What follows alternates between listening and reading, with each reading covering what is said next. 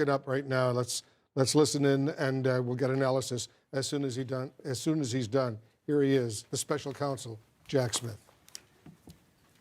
Good evening.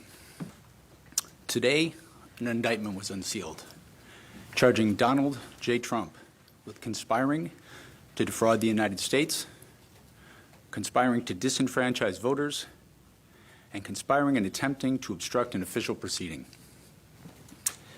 The indictment was issued by a grand jury of citizens here in the District of Columbia, and it sets forth the crimes charged in detail. I encourage everyone to read it in full. The attack on our nation's capital on January 6, 2021, was an unprecedented assault on the seat of American democracy. As described in the indictment, it was fueled by lies. Lies by the defendant targeted at obstructing a bedrock function of the U.S. government, the nation's process of collecting, counting, and certifying the results of the presidential election. The men and women of law enforcement who defended the U.S. Capitol on January 6th are heroes. They are patriots, and they are the very best of us. They did not just defend a building or the people sheltering in it.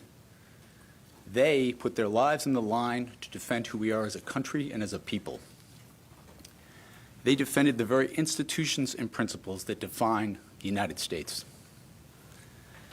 Since the attack on our Capitol, the Department of Justice has remained committed to ensuring accountability for those criminally responsible for what happened that day. This case is brought consistent with that commitment, and our investigation of other individuals continues. In this case, my office will seek a speedy trial so that our evidence can be tested in court and judged by a jury of citizens. In the meantime, I must emphasize that the indictment is only an allegation and that the defendant must be presumed innocent until proven guilty beyond a reasonable doubt in a court of law. I would like to thank the members of the Federal Bureau of Investigation who are working on this investigation with my office, as well as the many career prosecutors and law enforcement agents from around the country who have worked on previous January 6th investigations. These women and men are public servants of the very highest order, and it is a privilege to work alongside them. Thank you. Why didn't you charge any of the other co-conspirators? A short but very powerful statement from the special counsel, Jack Smith. Evan Perez, you've been covering this story from the very, very beginning. Let me get your analysis of what we just heard. Well, Wolf, we expected that the special counsel was going to be a man of very few words, and that's what you heard there.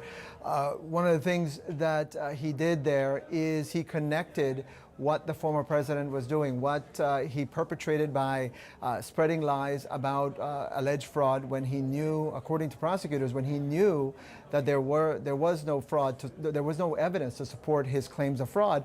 What he has done in this indictment is tied the violence that we saw on January 6th, of course, the very vivid pictures that we've seen of police officers defending the Capitol, defending the lives of members of Congress as they were trying to fulfill their ceremonial function of certifying the vote, tying all of those acts there on January 6th with the former president's overall scheme to try to remain in power. They describe in this indictment, Wolf, that during the time of the violence, the former president was still trying to press members of Congress to essentially try to somehow put off the vote, trying to make sure that even if Vice President Pence was not agreeing to his scheme, that members of Congress perhaps could find a way to buy him more time, and again, find a way for him to remain in power. And so that's what you see in this 45-page document, and you heard there from the special counsel trying to make sure people understood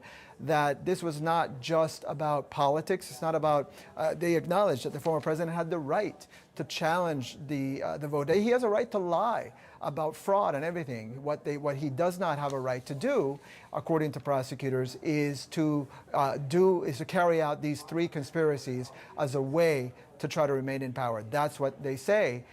Those are the crimes that the former president committed here, Wolf. Yeah, very specific crimes and very detailed.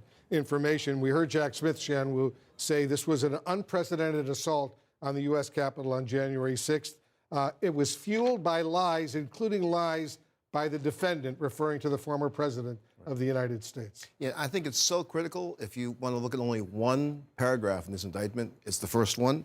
It says Donald Trump was the 45th president of the United States and a candidate for re-election in 2020. The defendant lost the 2020 presidential election. Right.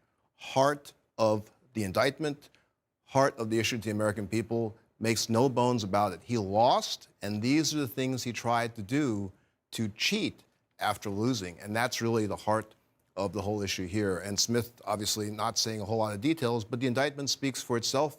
It's a very sweeping indictment in terms of how it marshals all the facts. As Norm was referencing, the earlier prosecution model has been followed to a T. That memorandum, it takes care of the Justice Department efforts, trying to corrupt the Justice Department, how Trump tried to influence the state elections, and also how he tried to capitalize on the violence at the Capitol, and including the threats against Pence. Notably, it doesn't really make a lot of hay with his actual remarks at the Capitol, avoiding the sort of issue on First Amendment speech of, march on the Capitol. It avoids that. It really centers, as Evan was pointing out, on his attempts to illegally overturn